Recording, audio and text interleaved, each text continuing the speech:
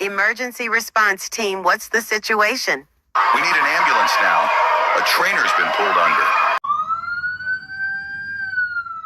This is what happens when the creature you trust most suddenly turns on you. Jessica Radcliffe was no thrill seeker. She was a marine biologist, a perfectionist, someone who believed that understanding and routine could tame even the most powerful predator. And for years, it seemed like she was right. Every day, she stepped into a tank with a 12,000-pound killer whale named Mallow. They danced, performed, trusted each other. Children laughed, cameras flashed, and behind the glass, no one questioned it. Until one day, in front of a sold-out crowd, everything changed. No warning, no misstep, just a sudden snap, a shift in the water, and then a silence so loud it swallowed the stadium whole. Why did Mallow, the orca she trained and loved, suddenly attack? Was it instinct, revenge, or something even darker no one dared to say out loud? This is the horrifying final story of Jessica Radcliffe, and it will change how you see animal entertainment forever. She trusted him. More than that, she loved him. Not just as a performer, not as a wild animal, but as a partner, as family. He was the centerpiece of the park, the headliner, the main event, the orca that brought in thousands of guests each week. He performed flawlessly for years, until one day, in front of a full crowd of families, children, and cameras, that trust was shattered. In seconds, what should have been a joyful performance turned into a nightmare. Screams replaced cheers. Water turned red, and a young woman full of life was gone. This is the story of Jessica Radcliffe. It isn't just about her death. It's about the warnings we ignored, the choices we made, and the truth we tried to hide. Jessica Radcliffe was raised just outside of Santa Cruz, California, with the Pacific Ocean practically in her backyard. Her father, a respected marine biologist, took her on boat trips, taught her how to read the tides, and showed her pods of dolphins dancing in the surf.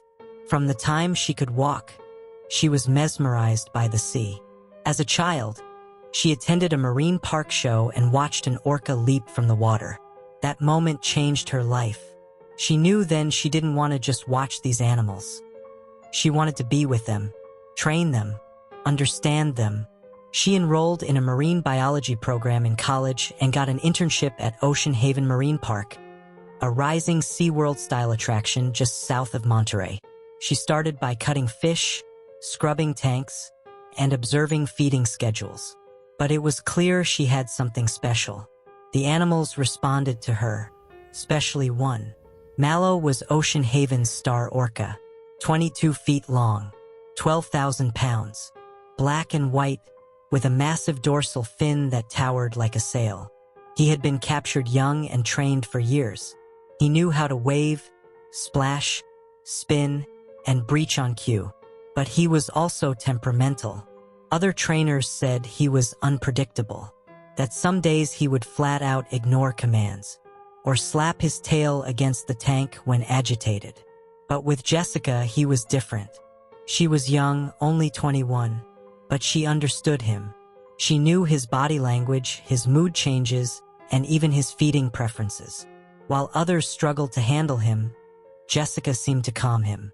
Within a year, she was promoted to lead orca trainer. She called Mallow her big boy. She believed in their bond. She believed that love and routine had tamed him. But orcas are not pets. They are predators. And that bond, as deep as it was still human-made. Over time, cracks began to show. Mallow became more aggressive during feeding sessions. He once lunged at another trainer, forcing them to leap back. He ignored whistle cues and slammed into the tank walls, hard enough to echo through the stadium. One junior trainer filed an internal incident report. Another requested that Mallow be pulled from the live water work. But management dismissed the concerns. It was the busy season. Mallow was the park's biggest draw. And Jessica? She wasn't blind to it. She noted some of his odd behavior in her log. But she believed he would never hurt her. She told a coworker the week before the tragedy. He's just moody lately, but we're okay. He knows me, but wild instincts don't vanish. They wait, and sometimes they snap. July 6, 2011. A sunny afternoon in California. Ocean Haven was packed. The stadium was filled with over 2,000 guests, families, school groups, tourists. People clutched ice cream cones, cameras, and stuffed orca toys. The music played loudly as the announcer introduced Jessica and Mallow. She stepped onto the platform, smiling. The crowd roared. Mallow surfaced beside her. The show went smoothly at first. Mallow did every trick on cue. He leaped, he splashed, he spun. And then came the finale, the synchronized swim. Jessica dove into the water, waving at the audience as Mallow circled her. It was a crowd favorite, a routine they'd done dozens of times. But not today. Mallow stopped circling. In a flash, he lunged. His jaws clamped down on Jessica's torso. She didn't even scream. He yanked her under the surface with terrifying force. Gasps erupted from the stands. Parents pulled their children back. Screams echoed. Mallow thrashed violently, dragging her deeper. The water turned murky with blood. Trainers rushed to intervene. They tossed fish, ropes, and buoys. One grabbed a pole and shouted commands. Nothing worked. Jessica was underwater for over a minute. When he finally released her, she floated motionless. Divers pulled her out. Her wetsuit was torn. She had massive internal injuries, crushed ribs, and had drowned. She was pronounced dead on the pool deck. The park was evacuated in minutes. Children were crying. People screamed. Others stood frozen, horrified. Ocean Haven released a bland statement. A tragic accident.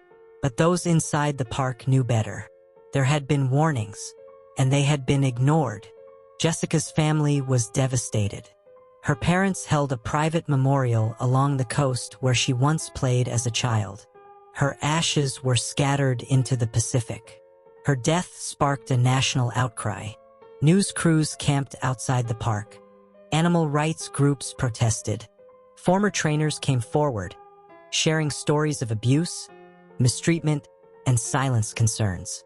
Ocean Haven shut down within 6 months. The lawsuits didn't stop. Mallow was relocated to a semi-wild marine sanctuary in the Pacific Northwest. He lived the rest of his life without trainers, shows, or screaming crowds. But the damage had been done. Jessica believed love could bridge the gap between human and beast. That trust was enough. But it wasn't. Because the truth is, wild animals are not actors. They are not entertainers. They are not ours. Jessica Radcliffe was talented, brave, and passionate. She gave her heart to the ocean. But the ocean doesn't return guarantees. What happened to her wasn't just a freak accident. It was the result of ignoring instincts, silencing warnings, and assuming nature can be controlled. This isn't just a story of a trainer and an orca. It's a warning.